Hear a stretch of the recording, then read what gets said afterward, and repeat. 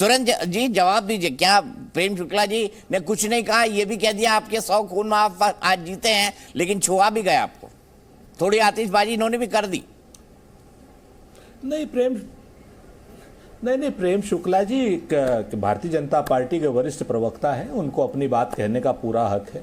और हमने ऐसा प्रेम शुक्ला जी कुछ नहीं कहा, हमने तो सिर्फ इतना कहा कि ऐसा कोई प्रधानमंत्री नहीं चाहिए जो गाली गिने या गाली तौले। खैर आपका विशेषाधिकार है, आप जो भी चाहें बोलें, लेकिन एक चीज हम आपसे जरूर कहना चाहते हैं कि भारत के लोकतंत्र को बचाने के लिए जितनी लोकतांत्रिक ताकतें हैं, सारी की सारी लोकतांत्रिक ताकतों को कहीं ना कहीं भारतीय जनता पार्टी का जो ऑटोक्रेटिक बिहेवियर है और विशेष रूप से अमित शाह जी और नरेंद्र मोदी जी का, इसके खिलाफ लड़ना होगा। और इसमें कहीं ना कहीं आप जैसे लोग जितने हैं जो भारतीय जनता पार्टी में लोकतांत्रिक व्यवस्था चाहते हैं, उनको भी आगे आना होगा, उनको भी बाहर आना होगा। ये भी बात आप समझ लीजिए, क्योंकि अब कर्नाटक ने बहुत स्पष्ट रूप से बता दिया है कि झूठ बोलना, मुद्दों को भटकाना, मुद्दों को भरमाना, भगवान बजरंगबली के नाम को राजनीति में घसीटना, इस पर जनता आपके साथ नहीं आने वाली है।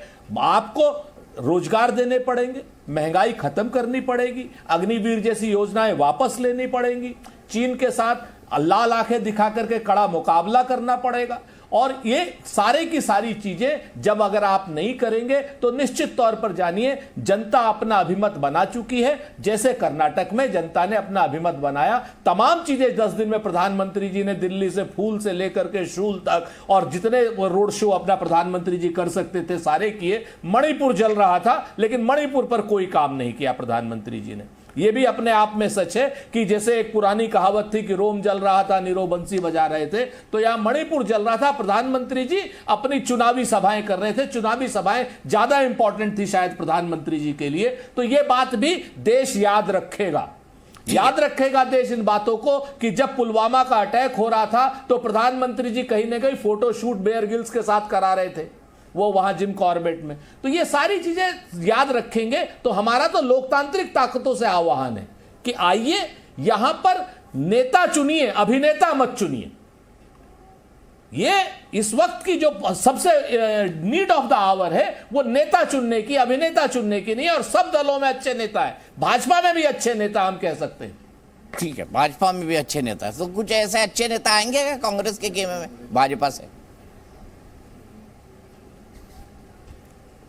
बिल्कुल आ सकते हैं, क्यों नहीं आ सकते हैं। ये तो देखिए राजनीति, तो हमारे नेता जब कांग्रेस में चले गए, भाजपा में चले गए, तो ये नहीं। अच्छा, ये सुरेंद्र ये बताइए कौन कौन अच्छे नेता है? हम तो कहते हैं जो जहां है वो अच्छा है। कौन कौन अच्छे नेता है? प्रेम शुक्ला जी कैसे? अरे प्रेम शुक्ला जी बहुत अच्छे नेता है। प्रेम शुक्ला जी को आप टीवी के अलावा देखिए, लोगों की बड़ी मदद करते हैं। अच्छा, तो ये आ सकते हैं कांग्रेस में? हम आपको बताएं, ये आ सकते हैं कांग्रेस में? आमंत्रित करेंगे आप इनको? हैं? इनको आमंत्रित करेंगे? तो पहले शिवसेना में, ये तो पहले शिवसेना में थे। हमारी साथी पार्टी शिवसेना में पहले से थे, ऐसी थोड़ी बात है। ये तो इन्हें वो करना है। तो क्या नाम आप बताइए, नितिन गडकरी जी में क्या खराबी है? क्या खराबी है राजनाथ सिंह जी में? लोकतांत्रिक मूल्य, मतभेद हमारे हैं, लेकिन लोकतांत्रिक मूल्यों की तो आप बात कीजिएगा ना। ठीक है, जिस तरीके से जो लोकतांत्रिक आप मान रहे हैं कि लोकतंत्र जिंदा है भारत, जो लोग आप मान रहे हैं सुरेंद्र जी की लोकतंत्र जिंदा है भारत में? देखिए लोकतंत्र तो जिंदा है, लेकिन लोकतंत्र की सांस की नाल पर नरेंद्र मोदी जी ने पैर रखा हुआ है। सांस की नाल पे पैर रखा हुआ है। लोकतंत्र जिंदा है, लोकतंत्र की नाल पर नरेंद्र मोदी जी ने पैर रखा हुआ है और यही पैर हटाना है। ठीक है, प्रेम शुक्ला जी जवाब दीजिए। थोड़ा थोड़ा जिंदा है अभी, थोड़ा थोड़ा बाकी है। वो ये कह रहे हैं कि थोड़ा जिंदा है लोकतंत्र, थोड़ा मर गया है। नहीं, लोकतंत्र जिंदा है और इसी कारण कांग्रेस की सरकार बनी है। ईवीएम से ही बन रही है और आज ईवीएम जो है उसको उन्होंने क्लीन चिट भी दे दिया होगा। ईवीएम का नाम सवेरे से एको बार नहीं लिया है। तो कांग्रेस के लोगों को जो है थोड़ा सा फुसकी पटाखे भी छोड़ने का जो है अभ्यास तो है ही। अक्सर तो इनके पटाखे फुसकी ही रहे हैं। फुसकी बार हमारे मुंबई में कहते हैं, फुसकी बार कि आपने, और चाइनीज बार जो है जो चीन के चंदे पर चलता है और चीन के सामने पराजय मानने में स्वयं को धन्य पाता है और 38,000 किलोमीटर लुटाकर स्वयं की पीठ खुद थपथपाकर भारत रत्न हो जाता है। तो ऐसी इनकी अपनी परंपराएं रही हैं। खैर का आज वो बहस का विषय नहीं है, मुद्दे की बात यह है कि भाई कांग्रेस में जो पलायन अभी और आगे दिखाई दे रहा है, आज यही परिवार जो है एक दूसरे के सामने तलवारें खींचकर खड़े हो गए हैं। पहले उनसे स्वयं को जो है उनकी रक्षा कीजिए, नहीं तो जो है तलवारें खींचने को तैयार है कि बहन का डंका बजेगा कि भाई का सिक्का चलेगा, कौन बनेगा कौन नहीं बनेगा की शुरुआत वहां। और हम नहीं कह रहे, उनके परिवार कह रहे हैं, हम सिर्फ उनके परिवारों को उद्धृत कर रहे हैं। कांग्रेस के अंदरूनी मामलों में हमारी रुचि और रस बिल्कुल नहीं है, लेकिन जो फ्लोर पर आ रहा है कि एक का भाई और जो रोना धोना अभी से शुरू हो गया है, जीत पर हर्ष से अधिक ये जो रोना है, इस रोने के भी जो संकेत है वो राजनीति में लिए जाने की आवश्यकता है। सुरेंद्र जी क्या कहेंगे? वो इशारा कर रहे हैं सिद्धारमैया वर्सेस शिव कुमार जी। देखिए, राजनीति की में महत्वाकांक्षा का एक अच्छा स्थान है, उच्च स्थान है। क्या प्रेम शुक्ला जी कह पाएंगे कि वो लोकसभा या विधानसभा चुनाव नहीं लड़ना चाहते? या प्रेम शुक्ला जी कह पाएंगे इसको? ये महत्वाकांक्षाएं होना अच्छी बात है, गुटबाजी होना अच्छी बात है, मतभेद होना अच्छी बात है, लेकिन मनभेद नहीं होने चाहिए। बिल्कुल मैं मानता हूं और खुलेआम माना है सिद्धरमैया जी ने भी, वो भी मुख्यमंत्री पद के दावेदार हैं, और खुलेआम माना है इन्होंने भी, अपना डीके शिव कुमार साहब ने भी हैं। लेकिन हमारे यहां तो इतनी बात कहने की आजादी है, स्वतंत्रता है, लोकतंत्र है। आपके यहां हमें बता दीजिए कि नरेंद्र मोदी जी के अलावा किसी के प्रधानमंत्री बनने की हिम्मत, हैसियत, हौसला या कोई वक्तव्य देने की ताकत भी है कि मैं प्रधानमंत्री बनना चाहता हूं? या प्रेम शुक्ला जी आप कह सकते हैं कि मैं प्रधानमंत्री बनना चाहता हूं नरेंद्र मोदी जी की जगह पर? ये सब बातें मत करिए, सच बात ये है। और अगर मान लेंगे आपको कि हाँ आपने भारतीय जनता पार्टी में अध्यक्ष से कहलवा लीजिए, नहीं जरा अपने अध्यक्ष से कहलवा लीजिए कि प्रधानमंत्री उन्होंने तो कहा है मल्लिकार्जुन खड़गे जी। अभी तो अभी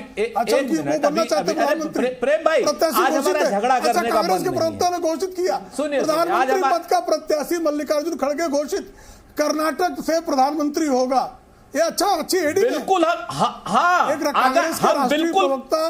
बिल्कुल हम कहना चाहते हैं कि कर्नाटक के मल्लिकार्जुन खड़गे मैं सुरेंद्र राजपूत बिल्कुल कह नहीं, अच्छा ना तो हाँ मैं सुन लीजिए मैं सुरेंद्र मैं पूरी तरीके से कह सकता हूं कि श्री मल्लिकार्जुन का प्रधानमंत्री पद के दावेदार हो सकते हैं, श्री राहुल गांधी जी प्रधानमंत्री पद के दावेदार हैं, ये मैं कह सकता हूं। लेकिन आप नरेंद्र मोदी के अलावा नहीं कह सकते।